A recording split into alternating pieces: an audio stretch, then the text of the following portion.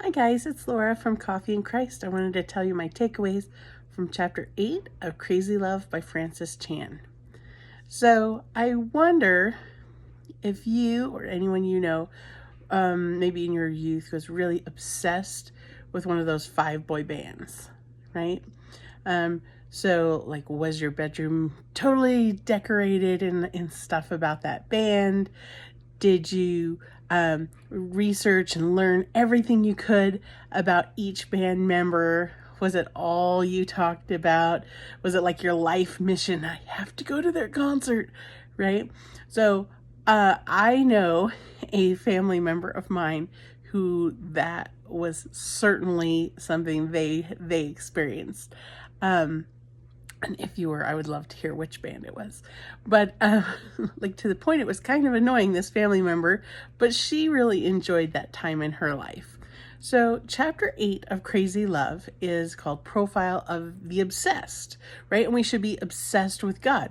If we think about that obsession with those band members and learning about it and talking about it and surrounding ourselves with things that remind us of it and seeking an experience with the band, that would be a profile of the obsessed. And shouldn't we be that way as well as Christians regarding God and the Bible, right? And so I appreciate that in this chapter of the book, they put a definition of obsessed. Here's what they say. They say to have the mind excessively preoccupied with a single emotion or topic. And I think that's really fitting. So have you encountered people calling you crazy for following the Bible too literally or too closely? I haven't been called crazy, but definitely I have been ostracized and mistreated when people feel I'm too passionate or too excited and take on too many things. And that's, again, not me trying to earn my way into heaven or earn God's forgiveness or his love. It's because I'm excited. I love God and I love doing these things, and I love him so much. I enjoy doing these things. So, I've had one church where it was made clear that I was no longer welcome because I was following the Bible too much. I was making it too much, and it was just too much for everyone. And I have a lot of experience and thoughts on church hurt, but I really want to focus back on God and being obsessed with him as we think about this chapter. And so this chapter ends with something that just, when I read it, I was shocked. So let me read it to you. It says, the average Christian in the United States spends 10 minutes per day with God. Meanwhile, the average American spends over 4 hours a day watching TV. Just soak that in for a minute. The average American spends 10 minutes with God. I want you to ask yourself, do you spend 10 minutes a day with God? Because this is the average, which tells me many people spend less than 10 minutes a day with God, which is heartbreaking. Here we say we love him, right? If I only got to spend 10 minutes a day with someone that I loved, it would hurt, right? I would be longing for them.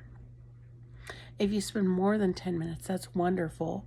Also analyze, do I spend 4 hours a day or more on TV or scrolling on my phone or playing online or whatever it is we spend our time on? Those things aren't bad, but look at the ratio of time we're spending with God versus those other things. Are we obsessed with God and spending time with him, or is he just checking off a box? It makes me think about, we go, okay, I need to read the Bible. I need to read the Bible every day, right? So if I read one verse, right, there was one verse written on the church bulletin. Oh, check, okay, I read my Bible today, right? I hope that's not the case, but I think that is the case with some people. And certainly in previous seasons of my life, there have been little inklings of that kind of thought. Like, oh, I received a daily devotional email. It had one Bible verse in it, and I skimmed that verse. And so I've read my Bible today. Check. And that's horrible. That's horrible, right? And the same with, however much time you spend on Sunday morning at church or live streaming worship. Is that it for the week? Right? I hope not. I hope every day you're passionately chasing after God, right? It's too important to be a check mark on a list, right? He loves you so deeply, and he deserves your love too, right? I love you guys. I've loved this Bible study. We're getting really close to the end. There's only 10 chapters in the book. So I can't wait to hear your thoughts. Go ahead and comment. That's part of how we do our online Bible study here in Coffee and Christ. And can't wait to talk to you soon. Bye, guys.